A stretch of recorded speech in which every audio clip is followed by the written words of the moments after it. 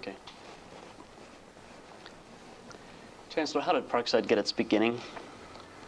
We owe our beginning to legislation of 1965, under which the state authorized the creation of 2 new campuses, one in northeastern, one in southeastern Wisconsin. That was followed by visits around to these parts of the state by a state site selection committee, which in northern Kenosha County chose the 700-acre site that we're now developing. Since 1966, which is when I came to this job, we've been very busy with our physical master planning, that is planning the site, planning the buildings. We've been busy with trying to put together an approved academic program, one that is new and different and exciting. We've been busy rounding up administrative staff, teaching faculty. We've been busy, of course, as you know, reading the newspapers, trying to get budget for the next biennium. All these things, in our estimation, have gone very well. We are now just a few weeks away from our opening in mid-September. How did Parkside come out with the state budget? I'd have to give a double answer to that. We're very pleased with our building budget. It amounts to roughly $20 million. It is the largest building budget of any state agency, and it does produce for us in this next biennium 4 major buildings plus additional work on the site to go with the 2 buildings that we're getting this time. On the operating budget, we are frankly a little disappointed. We're pleased that the question is resolved.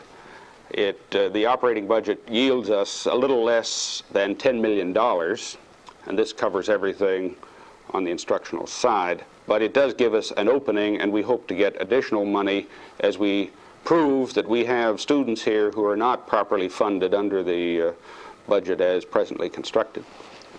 We have a couple new buildings opening here in September. Could you tell us what they are?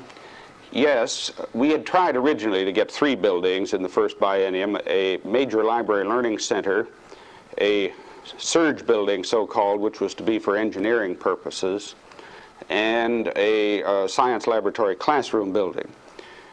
The library learning center was deferred to this next biennium, so our 2 starting buildings are a wonderful laboratory classroom building and the so-called surge building, in which we have had to put our library and our administrative offices, operations, in other words, that would normally have gone into the library had we got that the first time around. These are our 2 buildings.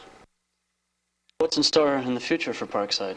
Well, we hope to continue to develop the physical master plan, which was devised by the architectural firm of Helmuth, Obata, and Kassabaum in St. Louis.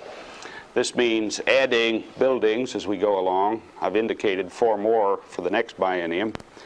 What's in store for Parkside in the future? We will eventually be moving, and sooner rather than later, into a great many service activities in southeastern Wisconsin, because while we are here primarily to educate young people and adults in the whole area from South Milwaukee to the Illinois border and from the lake west to Janesville, we also want to involve ourselves in problem-solving activities that are important to the communities that we're here to serve. No.